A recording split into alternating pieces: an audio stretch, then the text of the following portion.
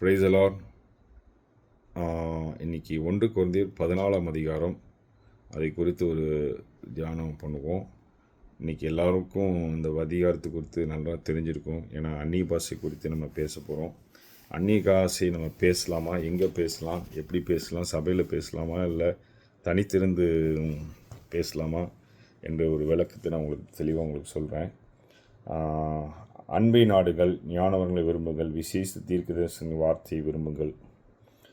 2வது, ஏனில் அந்நிய பாஷை பேசுகிறவன் ஆவினாலே ரகசியங்களை பேசினாலும் அவனுக்கு பேசுகிறது ஒருவன் அறியாதிருக்கிறபடினாலே மனுஷனிடத்தில் பேசாமல் தேவனிடத்தில் பேசுகிறான். அந்நிய பாஷை பேசுகிறது மனுஷனிடத்தில் பேசாமல் தேவனிடத்தில் பேசுகிறது. தெளிவாக முதல்ல 2வது வசனத்தில் நமக்கு சொல்லுது. நம்ம மனுஷனுக்கு புரிகிற மாதிரி நம்ம இந்த வார்த்தை கிடையாது, இந்த பாஷையே கிடையாது. இந்த பாஷை பேசும்போது மனுஷனுக்கும் புரியாது. இந்த பாஷை யாருக்கு புரியும்னா ஏசப்பாவுக்கு மட்டும் புரியும். ஸோ இந்த நிறைய பேர் இன்றைக்கி சபையில் இந்த பாஷையை என்ன பண்ணுறாங்க, பாஸ்டர்ஸ் அவங்க அனுபவத்தில் பேசுகிறாங்க. சில விசுவாசிகள் என்ன பண்ணுறாங்கன்னா ப்ராக்டிஸ் பண்ணி பேசுகிறாங்க. அது அவரை பார்த்து பழகி பேசுகிறாங்க. அப்படி பேசவே கூடாது, அது தப்பாக போயிடும். அது நீங்கள் ஆண்டவரை சங்கடப்படுத்துக்கிற ஒரு சூழ்நிலைக்குள்ள தள்ளப்பட்டுருவீங்க. அந்நிய பாஷை பேசினா ஆவியானவர் அந்த வரம் உங்களுக்கு கொடுத்துருந்தா தான் நீங்கள் அதை சரியான முறையில் உங்களுக்கு கொடுத்துருந்தா அதை நீங்கள் பயன்படுத்தலாம். அப்படி இல்லைனா நீங்கள் அதை தவறாக அதை பயன்படுத்திடக்கூடாது. 2வது, 10வது வசனம் பாருங்கள். உலகத்திலே எத்தனையோ விதமான பாஷைகள் உண்டாயிருக்குது, அவைகளில் ஒன்றாகலும் அர்த்தமில்லாததான். அதாவது உலகத்தில் எத்தனை பாஷைகள் இருந்தாலும் அது ஒன்று கூட அர்த்தம் இல்லாமல் கிடையவே கிடையாது. எல்லா பாஷைகளுக்கும் அர்த்தம் தெளிவாக இருக்குது. அதே மாதிரி நீங்கள் என்ன பேசுகிறீங்களோ உங்கள் பக்கத்தில் இருக்கிறவங்களுக்கு பேசுறது நீங்கள் சொல்கிறது உங்களுக்கு புரியணும். நீங்கள் ஆவிக்குரிய வரங்களை நாடுங்கள்.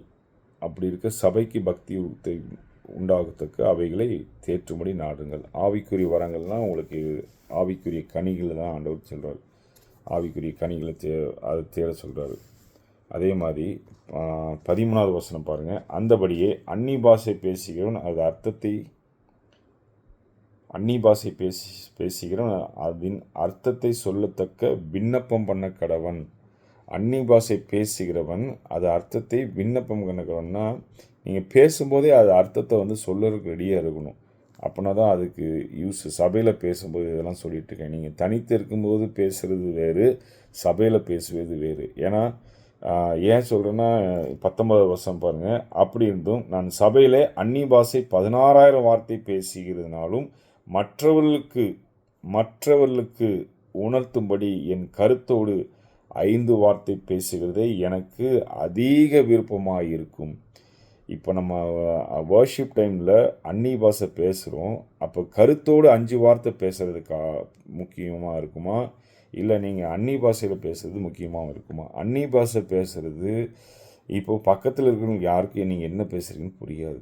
தேவனோடு நீங்கள் பேசுவீங்க, ஓகேவா? கருத்தோடு 5 வார்த்தை பேசுகிறது அழகாக பக்கத்தில் உங்களுக்கு புரியும். நீங்கள் பேசுகிற ஒரு வார்த்தை அவங்களுக்கு கூட ஒரு தீர்க்க தரிசனமாக கூட இருக்கலாம். அதனால் அந்நிய பாஷை பேசுகிறதுக்கு அடுத்தது பாருங்கள் 23வது வசனம்.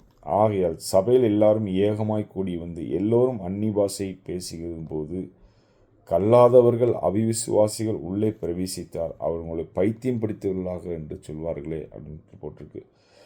அதாவது சபை எதுக்கு நம்ம ஒன்று கூடி இருக்கோன்னா, ஆண்டவர் நம்ம பாவத்தில் வாழ்ந்தோம், நம்மளை தேடி ரட்சித்து நம்மளை தூக்கி எடுத்து சபையில் நம்மளை சேர்த்து வச்சு நம்ம மூலிமா, அதாவது உலகம் முழுவதும் போய் சுவிசேஷம் சொல்லி சீசராக்கி ஞானசனம் கொடுக்க சொல்லியிருக்காரு.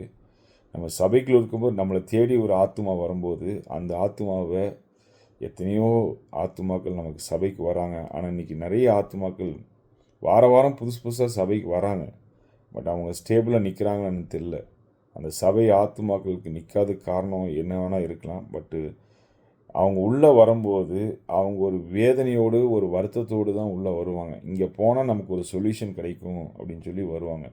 அப்போ வர்ஷிப் டைமில் ஆராதனை நடக்கும்போது, அதாவது நீங்கள் ஒரு ஆவியில் ஆண்டவர் உங்களுக்காக அந்த சில வார்த்தைகளை நீங்கள் பேசும்போது அந்நிய பாஷையில் பேசுனீங்கன்னா பக்கத்தில் இருக்கிறவங்களுக்கு ஒன்றுமே புரியாது. அப்போ ஆண்டவர் பரிசுத்த ஆவியினால் நீங்கள் நிரம்பும் போது பேசும்போது ஆண்டவருக்கு நீங்கள் செஞ்ச நன்றி வீட்டில் நன்றி சொல்லிட்டு இருக்கும்போது சில வார்த்தைகள் உங்கள் மூலியமாக கூட பக்கத்தில் இருக்கிறவங்களுக்கு பேசப்படலாம், அது தொடப்படலாம், அது மூலிமா அவங்க ரட்சிக்கப்படலாம், அந்த சபையில் மீண்டும் அவங்க தங்கப்படலாம். நீங்கள் அந்நிய பாஷையில் பேசுனீங்கன்னா ஒருவேளை அவங்க நீங்கள் என்ன பேசுகிறீங்க ஏது பேசுகிறீங்கன்னு தெரியாமல் உங்களை பைத்தியம் பிடிச்சிருச்சு போல் அப்படின்னு நினச்சி அவங்க அந்த சபையை விட்டு வெளியே கிளம்பி போயிடுவாங்க. அப்போ ஒரு ஆத்மாவை அந்த இடத்துல நம்ம வந்து இழக்கிறோம். அப்போ ஆத்மாவை இழந்து போகிற அளவுக்கு அந்த இடத்துல நம்ம வந்து ஒரு வேலையை கவனமாக ஞானமாக செயல்படணும். அந்நிய பாஷை நீங்கள் பேசக்கூடாது நான் சொல்ல வரல. அந்நிய பாஷை பேசுவது தேவனுக்கு பக்தி விருத்தி உண்டாயிருக்கிறது. மறுபடியும் தெளிவாக சொல்கிறேன். அந்நிய பாஷை எங்கே பேசணுன்னு தான் இப்போ நம்ம பேசிகிட்டு இருக்கோம். அந்நிய பாஷை நான் பேசக்கூடாதுன்னு நான் சொல்ல வரல. அந்நிய பாஷை எங்கே பேசணும் அப்படின்னு தெளிவாக சொல்கிறார் ஆண்டவர். இது வந்து தேவனோடு நீங்கள் பேசக்கூடியது, தேவனுக்கு பக்தி விருத்தி, தேவனுக்கு உங்களுக்கு உள்ள காரியம் இது. மனுஷருக்கு இடத்துல மனுஷர் இருக்கிற இடத்துல நீங்கள் பேசுனா அதுக்கு பாருங்கள், அதுக்கும் விளக்கம் கொடுத்துருக்காரு பவுல். 27வது வசனம், யாராவது அந்நிய பாஷை பேசுகிறது உண்டானால் அது 2 பேர் மட்டும் அல்லது மிஞ்சினால் 3 பேர் மட்டும் அடங்கும். அவர்கள் ஒருவருக்கொருவர் பேசவும் ஒருவர் அர்த்தத்தை சொல்ல வேண்டும். அதாவது சபையில் வந்து நீங்கள் அந்நிய பாஷை பேசினா புறஜாதிகளுக்காக தான் இந்த விஷயம் சொல்கிறாரு. நீங்கள் எல்லாம் ரட்சிக்கப்பட்டு உள்ளே வந்துட்டீங்க இயேசுக்குள்ளே, உங்களுக்கு பரலோக ராஜ்யம் கிடைக்க போகுது. அதே மாதிரி உங்களுக்கு புதிய ஒரு ஆத்மாக்கள் உள்ளே வராங்க, நீங்கள் அந்நிய பாஷை பேசி அவங்கள வந்து டிஸ்டர்ப் பண்ணிங்கன்னா அவங்க வந்து என்ன பேசுகிறீங்க ஏது பேசுகிறீங்கன்னு தெரியாமல் என்ன பண்ணுவீங்க, வெளியே போயிடுவாங்க. அந்த சபையில் நம்ம அந்த ஆத்மாவை இழந்துருவோம். அதனால் கொஞ்சம் கவனமாக இருங்க. இல்லை நான் ஆண்டவருக்கு முன்னாடி நான் அந்நிய பாஷை பேசுகிறேன் அப்படி பேசி சத்தமாக பேசுகிறாங்க, அப்படி பேசுகிறதா உங்களுக்குள்ளே பேசிக்கிங்க. அந்நிய பாஷை பேசுகிறது தப்பு கிடையாது. ஆனால் எங்கே பேசுகிறது ரொம்ப முக்கியமாக இருக்கணும், கவனமாக இருக்கணும், ஞானத்தோடும் செயல்படணும். ஏன்னா பிசாசு சில தந்திரமாக ஒரு புதிய ஆத்மா உள்ளே வந்திருப்பான், நீங்கள் அந்நிய பாஷையில் பேசுகிறேன்னு சொல்லி அவங்களுக்கு எதுவும் புரியாமல் அவங்க நிறைய பேர் நம்ம சபைக்கு வராங்க. இது கூட ஒரு காரணமாக இருக்கலாம், அவ்வளோதான். அதே மாதிரி 28வது வசனம் பாருங்கள், தெளிவாக சொல்லியிருக்காரு. அர்த்தம் சொல்லாவிட்டால் சபையில் பேசாமல் தனக்கும் தேவனுக்கும் தெரிய பேச கடவன். இதுக்கு மேலே ஒரு வசனம் வந்து கிளியராக கொடுக்க மாட்டாங்க யாரும். பவுல் நமக்கு தெளிவாக சொல்லியிருக்காரு. அர்த்தம் சொல்லாவிட்டால் சபையில் பேசாமல் தனக்கும் தேவனுக்கும் பேச கடவன். இதுக்கு மேலே ஒரு கிளியராக ஒரு பிக்சர் நமக்கு யாரும் தரமாட்டாங்க. அதாவது ஏன் அந்நிய பாஷை வந்து சபையில் பேசக்கூடாதுன்னு சொல்லி ஒரு விளக்கம் தெளிவாக நமக்கு கொடுத்துருக்காரு பவுல். சபையில் பேசும்போது புதிய ஆத்துமாக்கள் உள்ளே வரும்போது அவங்களுக்கு டிஸ்டர்ப் ஆகிடக்கூடாது, அவங்க வந்து ரட்சிக்கப்படுறதுக்கு தடையாக நம்ம இருக்கக்கூடாது. அதனால் அந்நிய பாஷை பேசுவது கவனமாக பேசுங்க.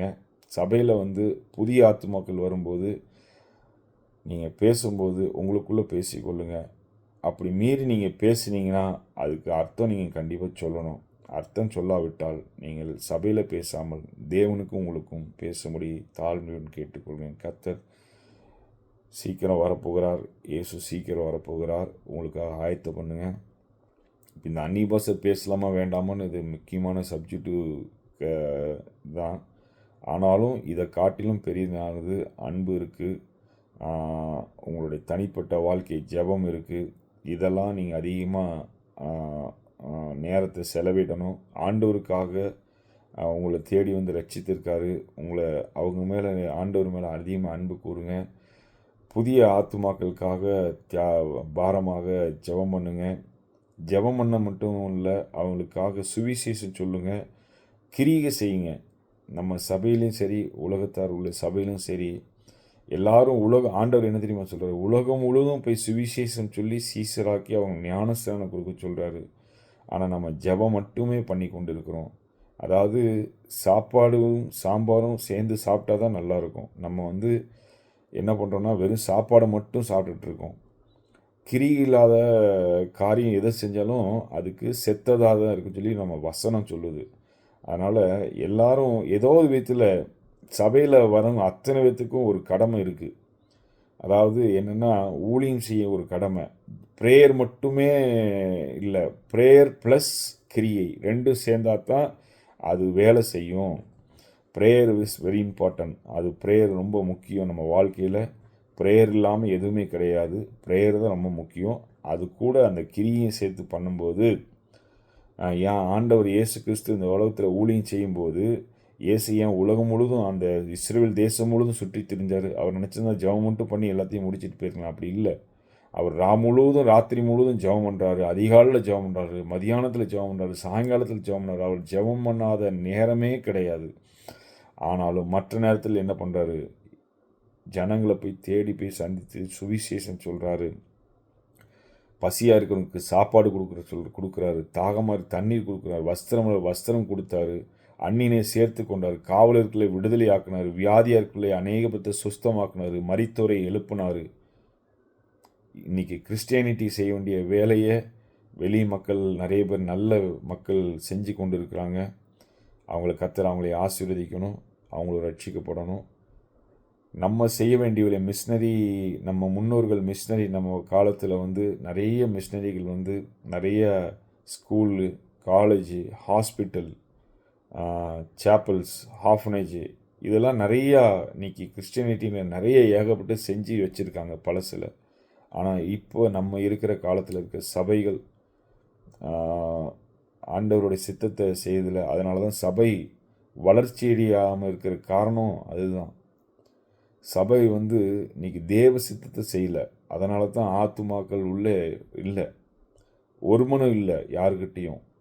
என்னையும் சேர்த்து தான் சொல்கிறேன். நான் இது எல்லாத்தையும் சொல்கிறேன். நான் உத்தமனும் நீங்கள் கெட்டவனும் கிடையாது, எல்லாத்தையும் சேர்த்து தான் சொல்கிறேன். நாம் எல்லாரும் ஒன்று சேர்ந்து தான் செஞ்சால் தான் தேவ சித்தத்தை நம்ம வாழ்க்கையில் நிறைவேற்ற முடியும். தேவ சித்தம் நிறைவேற்றணும்னா ஒருத்தருக்கு ஒருத்தர் குறை சொல்லாமல் நேர்த்தியான வழியில் வேதத்தை சத்தியத்தின்படி பிரசங்கிக்க, உள்ளதை உள்ளபடி சொல்ல, இல்லாததை மறைச்சிட்டு நமக்கு தேவையானதை மட்டும் எடுத்துகிட்டு பண்ண. அதாவது புதிய ஏற்பாட்டில் பார்த்திங்கன்னா ஆசீர்வாதங்களை குறித்து தேவன் எங்கேயும் பெருசாக பேசலை. மனம் திரும்புதல் பற்றியும் பரலோக ராஜ்யத்தை பற்றியும் நீங்கள் ஏழைகளுக்கு உதவி செய்கிறத பற்றியும் இந்த சப்ஜெக்ட் தான் அதிகமாக பேசப்பட்டிருக்கு. ஆசீர்வாதம் எல்லாமே பழைய சப்ஜெக்டு. ஆசீர்வாதம் எப்போ நமக்கு ஆசீர்வாதம் ஒன்று விஷயங்களே நமக்கு தேவையே இல்லை. ஃபர்ஸ்ட் ஆஃப் ஆல் நல்லா புரிஞ்சுக்குங்க. இந்த உலகத்தில் வாழ்வதற்கு இதெல்லாம் தேவைகள். முதலாவது தேவனுடைய ராஜ்யத்தை தேடு, அப்போது இவெல்லாம் கொடுக்கப்படும். உங்களுக்கு இந்த உலகத்தில் வாழ்றதுக்கு என்ன நமக்கு தேவை? தங்குறதுக்கு ஒரு வீடு, ட்ராவல் பண்ணுறதுக்கு ஒரு வாகனமோ, 2 வீலரோ, காரோ. அது போக நமக்கு சாப்பாடு, 3 வேளை சாப்பாடு, இதுதான் தேவை. இது நீங்கள் தேவனுடைய சித்தத்தை செய்யும்போது இதெல்லாம் உங்களுக்கு கூட கூட்டி கொடுக்கணும். அவ்வளோதான். இதை விட்டுட்டு நம்ம ஆசீர்வாதங்கிறது ஒரு விஷயம், ஆண்டவருக்கு ஒரு விஷயமே கிடையாதுங்க. வானமும் பூமியும் உண்டாக்குனவர் அதை கத்திருடுதுங்க. அது உங்களை ஆசீர்வதிக்கிறதுக்கு அவருக்கு ஒரு பெரிய விஷயம் இல்லையா?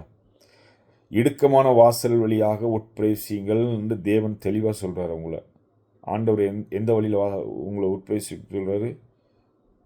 இடுக்கமான வாசல் வழியாக, கஷ்டமான பாதையில் ஒருவன் ஆண்டவரை பின்பற்றினால் தன்னைத்தானே வெறுத்து தன் சிலுவையை எடுத்து அவருக்கு பின்பதாக வர வேண்டும். அப்படி வந்தால் தான் ஆண்டவருக்கு விருப்பமாக இருக்குது. இல்லை நான் சுகபமாக வாழணும் அப்படி கிடையாது. கிறிஸ்துவுக்கு பின்னாடி உண்டா பாடுகள் உண்டு. நீங்கள் கிறிஸ்துவுக்கு பின்னாடி பாடுகள் இல்லைன்னு சொல்லி பிரசங்கிக்கிறானா அது பொய் பிரசங்கம். கிறிஸ்துவுக்கு முன்னாடி அனுதினமும் பாடுகள் இருக்குது, அனுதினமும் பிரச்சனைகள் இருக்குது. ஏன்னா பிசாசு உங்களை சும்மா இருக்க விட மாட்டான். 24/7 உங்களை நான் ஸ்டாப்பாக உங்களை வேலை செஞ்சுக்கிட்டே இருப்பான் உங்களுக்கு விரோதமாக. அப்போ அனுதினமும் ஏதாவது பாடுகள் வந்துகிட்டே தான் இருக்கும். ஆனால் அதை மேற்கொள்வதற்கும், அதுக்கு மேலே நீங்கள் படுத்து தூங்குவதுக்கும், அந்த பிரச்சனைக்கு மேலே நீங்கள் படுத்து தூங்குற அளவுக்கு கர்த்தர் உங்களை ஆசீர்வதிப்பார். இதுதான் ஆசீர்வாதம். எது ஆசீர்வாதம்னா பரலோக ராஜ்யத்தின் திறவுகோல் உங்களுக்கு கொடுக்கணும். பரலோக ராஜ்யத்துக்குள்ளே நீங்கள் ரெடி ஆகணும். அங்கே போகிறது தான் ஆசீர்வாதம். இந்த உலகத்தில் வாழ்வது ஆசீர்வாதம் கிடையாது. இந்த உலகத்தில் இருக்கிறது அத்தனையும் குப்பையும் மண்ணுமாக எண்ணுகிறேன். மண்ணு தான். வீடு, வாகனம், காரு, நகை, பொருள் எல்லாம் மண்ணுக்குள்ளே போகிறது. எல்லாம் இந்த நம்மளுடைய மனுஷ சரீரமும் மண்ணுக்குள்ளே போகுது ஒரு நாளைக்குள்ளே. ஆண்டவர் சீக்கிரம் வரப்போகிறார். கடைசி காலத்துக்குள்ள இருக்கோம். இஸ்ரேல் தேசத்தை பாருங்கள், எங்கே பார்த்தாலும் போர் நடந்துக்கிட்டு இருக்குது. அவனுடைய வருகை மிக சீக்கிரமாக இருக்குது. நம்ம கடைசி காலத்துக்குள்ள இருக்கோம். ஆத்துமா நரகத்துக்கு போய்கிட்டு இருக்கு ஒவ்வொரு நாளும், எத்தனையோ ஆத்துமா. அதை குறித்து நமக்கு கவலை கிடையாது. நமக்கு நம்மளோட பாடுகளும் நம்மளுடைய பிரச்சனைகள் மட்டுமே நமக்கு தெரியுது. அதெல்லாம் இருக்கும், ஒரு பக்கம் இருக்க தான் செய்யும். இதெல்லாம் நீங்கள் ஆண்டவருக்காக செய்யும்போது, ஏழைகளுக்கு உதவி செய்யும்போது, ஏழைகள் முகத்தில் தான் நீங்கள் இயேசுவை பார்க்க முடியும். அவங்களுக்கு சாப்பாடு கொடுக்குறது, துணிமணி கொடுக்கறது, பக்கத்து வீட்டில் யாராவது ரொம்ப கஷ்டப்பட்டாங்கன்னு உங்களுக்கு தெரியும். உங்களுக்கு தெரிஞ்சவங்க யாராவது கஷ்டப்பட்டாங்கன்னா அவங்களுக்கு உதவி செய்யுங்க. கடைசி காலத்தில் இருக்கும். Last days. ஆண்டவராக இயேசு கிறிஸ்து சீக்கிரம் வரப்போகிறார். மனம் திரும்புங்க. உங்களால் ஒரு ஆத்துமா இழந்து போகாதபடி கவனமாக இருங்க. கர்த்தர் உங்களை ஆசீர்வதிப்பார். ஆமென்.